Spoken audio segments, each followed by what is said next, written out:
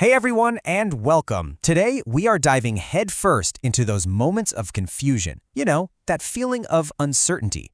We're calling it fog and friction, and we're going to build an amazing vocabulary guide to help you cut right through all that ambiguity. I mean, of course you have, right? We all have. It's that feeling when you're just not sure which way to go or what someone really means. It's when you can't get a clear read on a situation.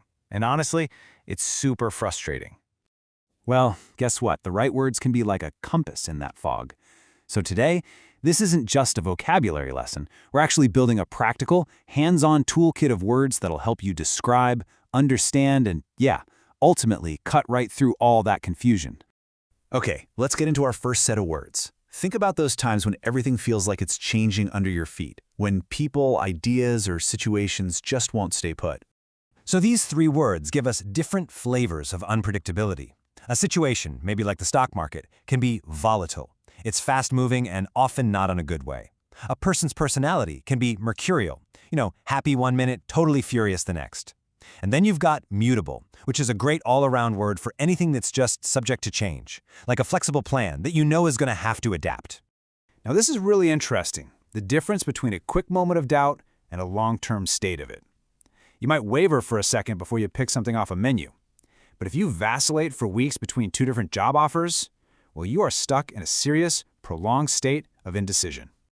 All right, let's keep building on this. Now we're going to look at words that describe the fog itself, all the different ways that information can be unclear or just plain hard to grasp. Okay, so what's great here is you can see a whole spectrum of clarity. An idea can be nebulous, like a vague plan that has no real details. Then, a company's financial report could be intentionally opaque, making it really hard to see the truth. And finally, a topic like quantum physics is recondite. It's obscure, and you basically need to be a specialist to even begin to get it. Here's a fantastic word. Tenuous is perfect for describing a connection that is just barely holding on. A tenuous link, a tenuous grasp on an idea. It all points to something really fragile and weak. And this example is perfect. You can just picture it, right? The connection isn't solid, it's flimsy, and it feels like it could fall apart at any moment. An argument built on tenuous evidence is exactly that fragile. Now, when you hear sinuous, you might think of a winding river or a snake, and that's totally right for its literal meaning. But figuratively, an argument can also be sinuous. It's full of twists and turns, making it indirect and really, really hard to follow. It's a sneaky kind of friction. All right, let's bring this all down to earth for a minute. Fog and friction aren't always some big dramatic thing. Sometimes they're just baked into our daily lives, creating this kind of everyday maze we have to navigate. So prosaic just means ordinary, maybe even boring. Like the prosaic task of folding laundry. But believe it or not, this word has a surprising link to our whole theme of confusion. And that's a fair question, right? It seems totally backwards. How could something mundane and boring possibly be confusing? Well, here's the secret. The very dullness of something can act like camouflage. When we're doing our routine tasks, we kind of go on autopilot, and that is exactly when we can miss something critical that's sitting right there in front of us. So these words really help us map out that maze. Our quotidian or daily routines can create that prosaic fog. A trite or cliched argument can be confusing because it doesn't offer any real insight. And a tangential comment? Well, that can send a conversation completely off the rails, creating a ton of friction. Here's another word that might seem a little off topic, but think about it like this. A whimsical idea, while it can be super charming, can also be a kind of tangential thought, a fun little distraction that pulls everyone away from the actual point. Okay, time for the heavy hitters.